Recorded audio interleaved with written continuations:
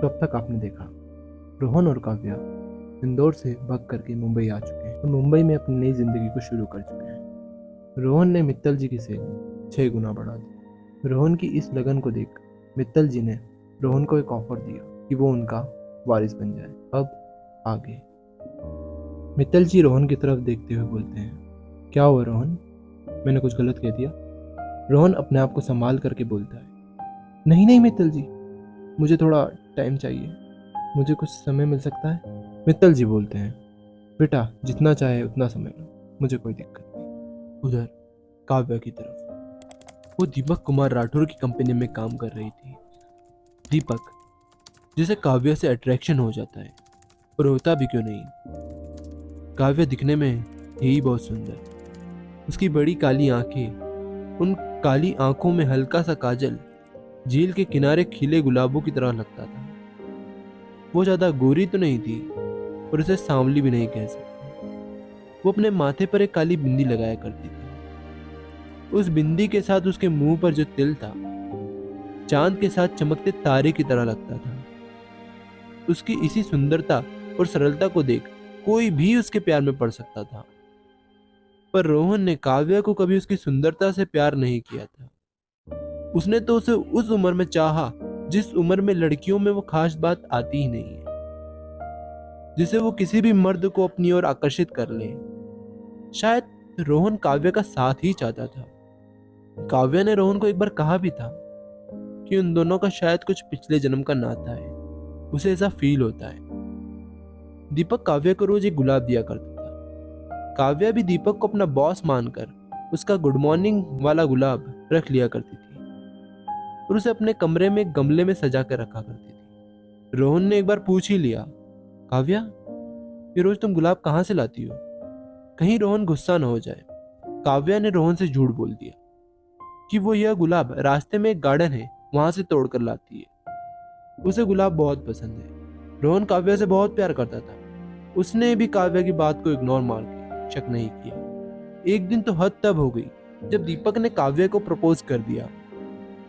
काव्या के मन में बहुत सारे गुब्बारे फूटने लग गए थे। एक तरफ वो सोच रही थी कि दीपक कितना हैंडसम है, वो बिल्कुल मेरे लायक है, जिस तरह मैं हूँ। उसके पास बहुत पैसा है, उसके पास बंगला है, उसके पास गाड़ी है, और वो 10 बाय 10 के कमरे में रहकर परेशान भी हो गई थी।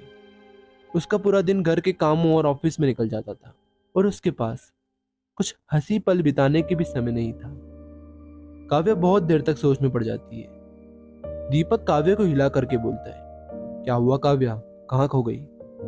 काव्या होश में आकर बोलती है, कहीं नहीं। दीपक फिर अपने गुलाब को काव्या की तरफ आगे बढ़ा करके बोलता है, तो क्या मैं हाँ समझूं? काव्या कुछ नहीं बोलती है और दीपक के गुलाब को लेकर के नीचे मुंह करके अपने घर निकल जाती है। रोहन और काव्या साथ में बैठकर खाना खा रहे थे। रोहन ये बात बताने में बेताब था कि आज उसके साथ रेस्टोरेंट में क्या हुआ, और यदि वो उस चीज को एक्सेप्ट कर लेता है तो उनकी जिंदगी ही बदल जाएगी। उनके पास भी बंगला, गाड़ी, पैसा और साथ में समय बिताने का टाइम होगा। पर उधर काव्या ऑफिस की बात को सोच सोच कर गुमसुम हो रही थी और वो रोहन को इस नजर से देख रही थी मानो रोहन उसके आगे कुछ नहीं है। रोहन काव्या को वो बात बोलने ही लगता है कि आज उसके साथ क्या हुआ, पर काव्या उसकी बात में इंटरेस्ट नहीं लेती है और बोलती है, मुझे अभी तुम्हारी कोई बात नहीं सुननी, जल्दी खाना खा लो और सो जाओ। और हाँ, आज तुम बर्तन धो देना क्योंकि मैं आज बहुत थक चुकी हूँ। रोहन सारे बर्तन धो लेता है और काव्या के पास जाता है। काव्या सो रही थी। रोहन पीछे से जाकर काव्या को अपने बाहों में भर लेता है और बोलता है, क्या हुआ मेरी जान, आज इतना गुस्सा क्यों है? काव्या उठती है और बोलती है, तुम तो जानते हो ना रोहन, गर्ल्स प्रॉब्लम, इसमें कितना मूड स्विंग होता है। इस कारण मुझे आज अच्छा नहीं लग रहा है। अब मुझे सोने दो, सुबह काम पर भी जाना है। रोहन काव्या की सर पर हाथ फेर कर बोलता है, ठीक है जान, सो जाओ, पर एक बार ये देखो। रोहन काव्या के लिए बहुत महंगी वाली और उसकी पसंद की चॉकलेट और आइसक्रीम लाता है, जो काव्या को बहुत पसंद होती है। जैसे ही काव्या वो चॉकलेट और आइसक्रीम देखती है, वो खुश हो जाती है और रोहन को गले लगा लेती है, और वो दोनों रात भर चॉकलेट और आइसक्रीम के डब्बे खाली करते हैं। 15 दिन बाद। इन 15 दिनों में रोहन और काव्या में प्यार के साथ साथ लड़ाइयां भी हुई। काव्या का व्यवहार बदलता देख रोहन काव्या पर शक करने लगा था और काव्या रोहन को बार बार झूठ बोलती है कि ऐसा कुछ नहीं है। दोनों में लड़ाइयां इतनी बढ़ जाती है कि काव्या रोहन को बोल देती है कि तुम मुझे बहुत परेशान करने लगे हो। रोहन को वो बात सीधे दिल पर लगती है और काव्या को बोलता है कि वो उसे कभी परेशान नहीं करेगा, और शायद काव्या यही सुनना चाहती थी। रोहन पिछले 2 दिन से घर नहीं गया है। वो बस स्टैंड पर 2 दिन से सो रहा है।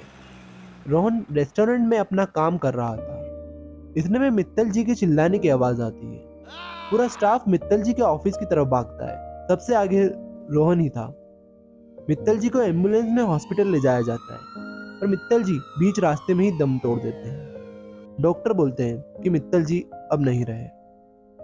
सब मित्तल जी के अंतिम संस्कार में थे। रोहन के मन में बार बार उनकी आवाज गूंज रही थी। रोहन ही उनका अंतिम संस्कार करता है। वो उनका बेटा बन सारी अंतिम क्रिया पूरी करता है। संस्कार पूरा होने के बाद सब जाने लगते हैं कि रोहन के पास एक काले कोट पहने वकील आता है और उसे मित्तल जी द्वारा लिखा गया लेटर और कुछ पेपर रोहन को देता है। रोहन लेटर पढ़ता है।